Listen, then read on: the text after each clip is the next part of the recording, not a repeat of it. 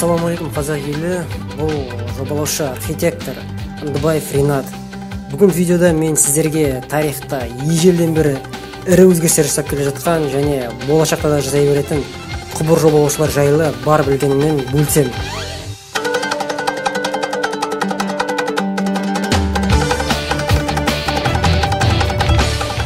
Алдымен құбыр желісі дегеніміз не, соған анықтама беріп алайық.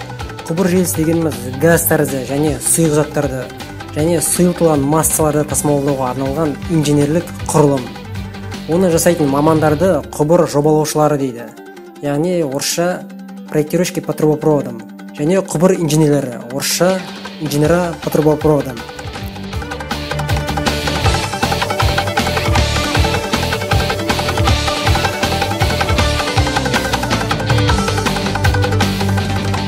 Сонымен қысқаша тарихына тоқталайық. Ежелгі Египет, Үндістан, Қытай, Рим, Грецияда елді мекендер толып жатқан өзендердің аңғарларында қалыптаса бастады. Сол елдердегі қалалар дамып, өсіп, халқы көбейген сайын суды көбірек тұтынды. Бұл біртіндеп судың жетіспеушілігіне әкелді. Осыған байланысты сол кездегі инженерлер және проектировщиктер су ресурстарын сақтау үшін әртүрлі құрылғылар ойлап таба бастады. Соның ішінде ең маңыздыларының бірі құбыр жүйелері болды. Орысша трубопровод. Сонымен құбырды ең алғаш қолданғандардың бірі ежелгі Қытай еді. Біздің эрамызға дейінгі 2500 жыл бұрын қытайлықтар бамбуктен жасалған ағаш құбырларды қолдана бастады. Осындай құбырлардың көмегімен егін суару үшін су тасымалданды. Тіпті сол кезде Қытай инженерлері мына суретте көрсетілгендей су соратын сорғылар жасап шығарды, яғни насостар. Кейіннен адамзат керамиканы игере бастады. Сондықтан ағаш құбырлармен қатар құйылған, күйдірілген саздан, қыштан жасалған құбырлар пайда бола бастады. Осындай саздан, қыштан жасалған құбырлар Орталық Азияда біздің Қазақстан территориясындағы көне Тараз, Түркістан, Сауран, Сығанақ және көршілес Өзбекстан, Иран қалаларында да қоғамдық моншаларда және тағы да басқа қызметтерге кеңінен қолданылды. Содан кейін металлургия біртіндеп дами бастады. Нәтижесінде металл құбырлар пайда болды. Египетте, Римде осы күнге дейін сақталған ең алғашқы металл, яғни қоладан, мыстан жасалған құбырлар табылды. Римде осы құбыр жүйелері негізінен жақсы дамыды, бірақ кейін Рим империясына готтар шабуылдап, одан кейін ғұндар шабуылдап, империяны құлатты. Одан кейін орта ғасырлар басталды. Бұл келесі тақырып.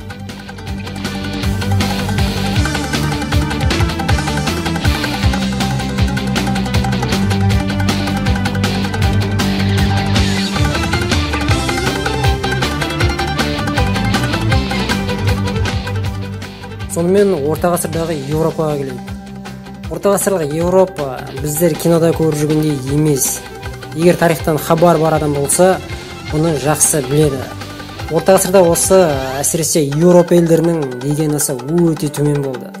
Адамдар суға түсуді және дәретханаға баруды мүлдем ұмытты. Осы жерде мынадай сұрақ туады. Егер де бұдан бұрын ежелгі Рим империясында, Византияда, қазіргі Түркияда су және канализация құбырлары болған болса, қоғамдық моншалар және әжетханалары болған болса, неге одан кейін олар жойылып кетті деген сұрақ туады. Оның себебі мынада.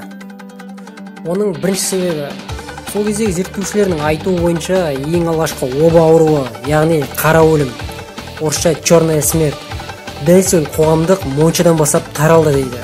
Себебі оған дейін Еуропа елдерінде жаңа айтып кеткендей қоғамдық моншалар жұмыс жасады, су және канализация жүйелері болды. Бірақ ол жерге тек қана ақсүйектер мен бай ауқатты адамдар ғана баратын еді, және ол моншалар тек қана жуынатын жер емес. Сонымен қатар суретте көрсетілгендей демалып, әңгіме айтып, тамақ ішіп, ішімдік ішіп, көңіл көтеретін жер еді. Сол себепті ол қызмет түрі өте қымбат болды және қарапайым халық ол жерге бара алмайтын еді. Сол кезде Еуропа елдерінде мынадай пікір қалыптасты. Адамдар моншаға түскенде оның терісіндегі тесіктерден су кіріп, су алу арқылы ағзаға қауіпті инфекциялар түседі деген. Сол себепті қоғамдық моншаларға тыйым сала бастады. Және екінші себебі, сол кезде Еуропа елдерінде католик діні кеңінен тарап бастады. Яғни сол уақытта олардың діни сенімі бойынша суға жуыну күнә саналды. Және адамның табиғи қажеттілігін өтеу, яғни тышып сүю деген нәрсе ұят және жаман болып саналды. Сол себепті билік басындағылар бұндай монша, әжетхана, канализация деген нәрселерді елдің бір проблемасы деп қарамады және оған мән бермеді. Сөйтіп Еуропа елдерінде моншаға, туалетке тыйым салудың кесірінен су және канализация жүйелері мүлдем дамуды тоқтатты. Яғни монша, туалет деген нәрселер ұмытыла бастады. Адамдар үйде шелекке, ыдыстарға, тазикке дәрет сындырып, сол нәрестерін терезеден көшеге төгіп тастайтын еді. Және бұл уақыт өте келе қарапайым құбылысқа айналды. Одан кейін сол гигиенаның жоқтығынан және де басқа себептердің кесірінен Еуропа елдерінде бұрын-соңды болмаған жаппай жұқпалы ауру тарап, мыңдаған, миллиондаған адамдар қырғыны басталды. Орта ғасырлар тарихында бұл қара өлім деп аталады. Сонымен осындай адам қырғынын тоқтату үшін сол кездегі инженерлер, проектировщиктер қайтадан су және канализация жүйелерін жасап бастады. Әрине бұндай ірі қалаларда ауқымды құрылыстар бірден бола қоймайды. Оған ондаған, жүздеген жылдар кетті. Сөйтіп орта ғасырда Еуропа елдері су және канализация құбырлары арқасында, яғни соны салған инженерлердің, проектировщиктердің арқасында бір апаттан аман қалды және гигиенаның не екенін түсінді.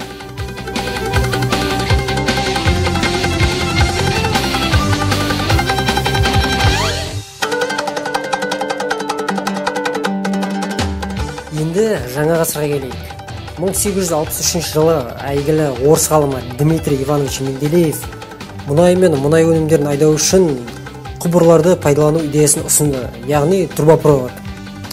Мұнай құбырларының құрылысының принциптерін түсіндірді және осы мұнай тасымал түрінің тиімді және пайдасы көп екенін дәлелдеп келтірді.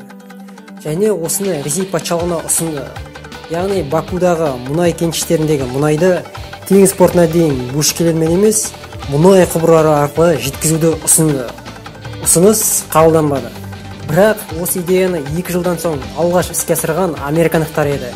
Яғни 1865 жылы ақш-тың Пенсильвания штатында диаметрі 50 мм және ұзындығы 6 км құрайтын ең алғашқы мұнай құбыры салынды.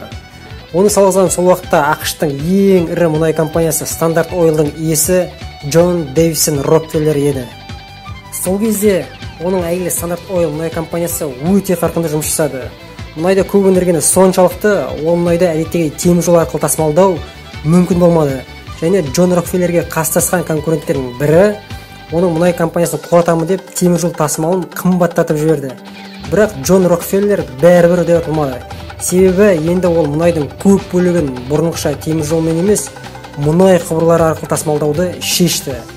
1874 жылдан бастап Джон Рокфеллер ірі мұнай құбырларын салған American Transfer Company'дің құбыр желілерін сатып алды.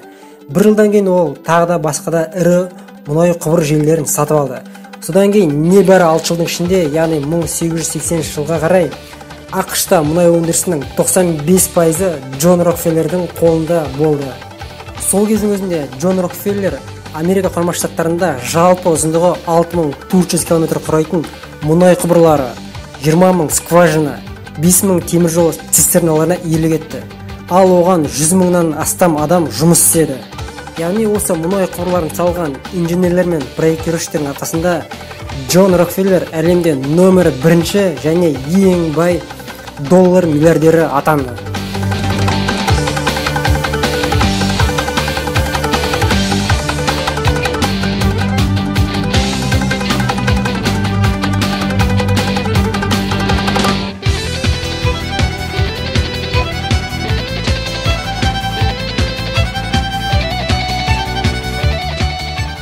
Сонымен қазақ елі, бұл видеода мен сіздерге құбыр жобалаушылардың ежелгі және орта ғасыр және жаңа ғасырдағы тарихымен таныстырдым. Келесі видеода бұйырса құбыр жобалаушылардың 20 және 21 ғасырларда салған әлемнің 8 кереметі жайлы және құбыр жобалаушылардың қандай сызу түрлерін сызатыны және қандай нәрселерді білетіні жайында айтамын. Осындай дүниеге пайдалы видеолар қараңыздар және осы видеоны таныстарыңызбен бөлісіңіздер. Каналыма тіркеліңіздер. Көңіл бөлгендеріңізге көп рахмет. Келесі кездескенше аман болыңыздар.